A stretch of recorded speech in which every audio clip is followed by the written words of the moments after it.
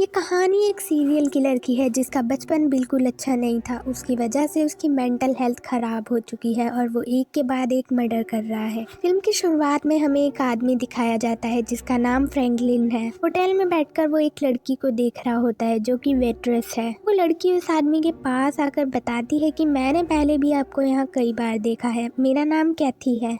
अब उन दोनों के बीच थोड़ी बातचीत होती है और फ्रैंकलिन उसे अपने साथ मूवी देखने के लिए इनवाइट करता है, लेकिन कैथी उसे मना कर देती है जिससे वो गुस्सा होकर वहां से चला जाता है। उसके बाद कैथी जब अपना काम खत्म करके वापस जा रही होती है तो फ्रैंकलिन होटल के बाहर उसका इंतजार कर रहा होता है। कैथी जैसे ही अपनी कार के पास आती है फ्रैंकलिन उसे पकड़कर नीचे गिरा देता है। वो रोड से जोर जोर से उसके सर पर मारता है जिसकी वजह से कैथी की मौत हो जाती है। इसके बाद हम एक लड़की वेंडी को देखते हैं जिसको उसकी मॉम की कॉल आती है। वो वेंडी को अपने बॉस से पैसे मांगने को कहती है क्योंकि वेंडी का सारा खर्चा उसकी मॉम ही उठा रही थी जो वो अब नहीं उठा सकती। वेंडी रेडी होकर अपने ऑफिस जाती है। वो पैसों के लिए अपने बॉस के पास जाती है पर कुछ नहीं कह पाती। वेंडी को उसके बॉयफ्रेंड जेफरी की कॉल आती है जो कि उसे कल रात डिनर के लिए इनवाइट करता है। उसी तरफ शहर में एक और मर्डर हो गया था। ये मर्डर फ्रैंकलिन ने ही किया था और बॉडी का सर भी गायब था। फ्रैंकलिन कोई भी सुराग नहीं छोड़ता है तो पुलिस के हाथों कुछ नहीं लगा। एक डिटेक्टिव जिसका नाम डेलगाडो है उसको बॉडी के हाथ में एक चीज मिलती है जिसे वो अपने पास रख लेता है। डेलगाडो ऑफिसर्स को मर्डर के बारे में बता रहा होता है तभी उसे एक टेप मिलती है जिसे फ्रैंकलिन ने भेजा था।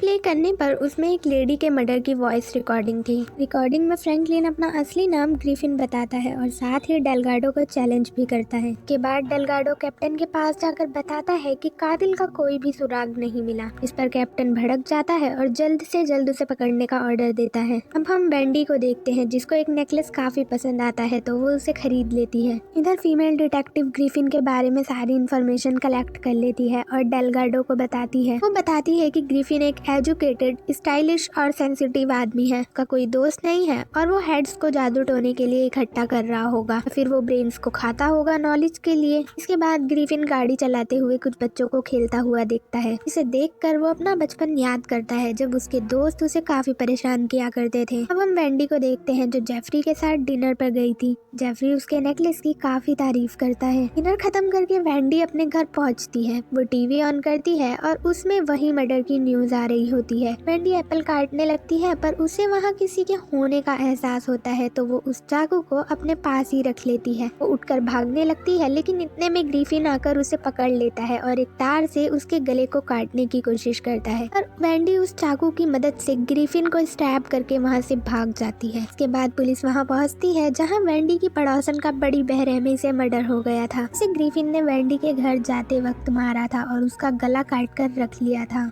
इसके बाद डेलगाडो वेंडी से उस हमले के बारे में पूछता है जिस पर वो बताती है कि वो लोगों को एक स्टील वायर की हेल्प से मारता है। वेंडी बताती है कि मैंने उसे स्टैब किया है और वो मुझे मारने जरूर आएगा। अब वेंडी जेफरी को कॉल करती है उसके घर रहने के लिए क्योंकि वो बहुत डरी हुई थी। दूसरी तरफ हम ग्रिफिन को देखते हैं जो फ्रिज में उस कटी हुई गर्दन को रखता है। उसके बाद वो जेफरी को कॉल करके बहाने से उसकी सारी डिटेल्स पता कर लेता है। रात में पुलिस वेंडी को जेफरी के घर छोड़ देती है। वो जेफरी से सुबह कॉल के लिए माफी मांगती है तो जेफरी उसे बताता है कि तुमसे पहले मुझे एक रॉन्ग नंबर से कॉल आया था। वेंडी अपनी बात उसे बताती है और सोने चली जाती है। इधर पुलिस वाले जो जेफरी के घर वेंडी को छोड़ने आए थे दोनों का भी ग्रिफिन मर्डर कर देता है। के बाद वो जेफरी के घर जाता है। वेंडी को किसी के आने की आवाज आती है तो वो देखती है कि जेफरी को ग्रिफिन ने मार दिया है। वेंडी जल्दी से कार में बैठकर वहाँ से भाग जाती है पर ग्रिफिन उसका पीछा नहीं छोड़ता। वेंडी का पीछा करते वक्त ग्रिफिन एक खाई में गिर जाता है और उसका एक्सीडेंट हो जाता है कि गाड़ी में ब्लास्ट हो जाता है जिसकी वजह से वेंडी को लगता है कि शायद वो मर गया होगा। अगली सुबह जब वेंडी की आंख खुलती है तो वो खुद को हॉस्पिटल में पाती है। डेलगाडो को बताती है कि ग्रिफिन ने जेफरी को भी मार दिया है। वेंडी अपनी मॉम को सब बताने के लिए कॉल करती है पर उसकी मॉम को लगता है कि शायद वो पैसे मांगने के लिए कॉल कर रही होगी तो वो कॉल काट देती है। फिर पुलिस इन्वेस्टिगेशन के लिए कार के पास जाती है तो वहाँ ग्रिफिन की बॉडी नहीं मिलती जिससे वो अंदाजा लगाते हैं कि शायद वो कार से कूद गया होगा। डेलगाडो वेंडी को एक पुलिस ऑफिसर के साथ हॉस्पिटल से पुलिस स्टेशन लाने के लिए बोलता है। वेंडी उस ऑफिसर के साथ निकल जाती है। इसी समय डेलगाडो को वहाँ उस ऑफिसर की डेड बॉडी मिलती है जिसके साथ वेंडी को ले जाने को कहा गया था। फिर वो कॉल करके पूछता है कि वेंडी को लेने कौन गया है, लेकिन तब तक ग्रिफिन वेंडी को हॉस्पिटल से ले जा चुका था। वेंडी को गन पॉइंट पर लेकर वही चीज देता है जो डेलगाडो को उस डेड बॉडी के पास मिली थी। डेलगाडो और फीमेल डिटेक्टिव एक शॉप पर जाकर पूछताछ करते हैं। यहाँ पता चलता है कि ग्रिफिन फेक नेम से यहाँ जॉब करता था और जो भी लेडीज यहाँ से शॉपिंग करती थी उनकी डिटेल्स लेकर उनका मर्डर करता था। वेंडी की डिटेल्स भी उसे यहीं से मिली थी क्योंकि वेंडी ने यहाँ से नेकलेस खरीदा था। वो ग्रिफिन का एड्रेस लेकर वहाँ से निकलते हैं। दूसरी तरफ ग्रिफिन वेंडी को अपने घर लाता है जो कि शहर से काफी दूर था। कार से 2 बैग निकालता है जिसमें कटी हुई गर्दन थी। वेंडी को अंदर ले जाकर बताता है कि मैं वही ज्वेलरी स्टोर वाला हूँ, पर वेंडी मौका देखकर ग्रिफिन को गन पॉइंट पर ले लेती है। जब वो अपने हाथ ऊपर करता है तो बैग में रखी गर्दन नीचे गिर जाती है। वेंडी का ध्यान उस पर जाता है तो वो मौका देखकर उससे गन छीन लेता है। ग्रिफिन उन कटी हुई गर्दन को जार में रखता है। वो वेंडी को जबरदस्ती खाना खिलाता है लेकिन वो नहीं खा पाती तो वो उसको ले जाकर बहुत मारता है। वो वेंडी को चेयर में बांधकर बॉटल्स में रखी गर्दन को दिखाता है। वेंडी को एक टेप भी सुनाता है और अपने किए हुए मर्डर्स की कहानी सुनाता है। एक खाली जार भी दिखाता है जो कि वेंडी के लिए था। वेंडी को एक आरी से मारने की कोशिश करता है पर वो अपने हाथ छुटाकर एक रूम में जाकर लॉक कर लेती है। लेकिन डेलगाडो भी वहाँ आ जाता है और ग्रिफिन को अरेस्ट कर लेता है। हमें 3 हफ्ते बाद का सीन दिखाया जाता है जहाँ डेलगाडो और वेंडी साथ हैं। वेंडी उसको वो चीज देती है जो ग्रिफिन ने उसको दिया था। हम ग्रिफिन को देखते हैं जिसे दूसरी जेल में ले जाया जा रहा था, लेकिन वो वैन में बड़ी चालाकी से सबको मारकर भाग जाता है। सीधा वेंडी के ऑफिस आता है और उसके रास्ते में जो भी आता है वो सबको मारता जाता है। वेंडी ये देखकर एक जगह पर छिप जाती है। ग्रिफिन जैसे ही उसकी तरफ बढ़ता है वो वहाँ पड़ी गन उठाकर ग्रिफिन को शूट कर देती है जिससे वो मारा जाता है और ये मूवी यही खत्म हो जाती है।